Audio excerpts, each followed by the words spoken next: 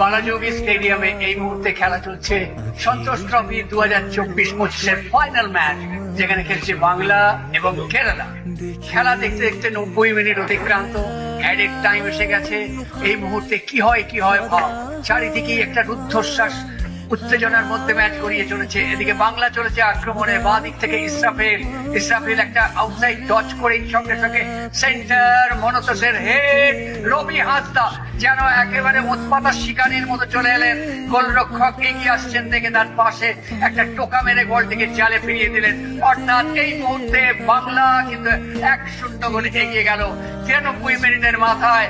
অর্থাৎ যে জিনিসটার জন্য এতক্ষণ অপেক্ষা করছিল বাংলার ঘরে ঘরে প্রতিটি মানুষ, সেই জিনিসটি এসে গেল, দীপশিত লক্ষ্যে পৌঁছে গেল বাংলা। বলতে বলতেই খেলা শেষ, বাংলা এবারে চ্যাম্পিয়ন। দেখতে পাচ্ছি সঞ্জয় সেনের সেই মুষ্টিবদ্ধ হাত, বাংলার 11টি জওয়ান ছেলে, তারা এই মুহূর্তে তারুণ্যে টকবক করে ফুটছে। বাংলাকে তারা অনন্য সম্মান এনে দিয়েছে। বাংলা ফুটবলের আবার সেরা হলো অনেকদিন পর। সাবাস বাংলা, সাবাস।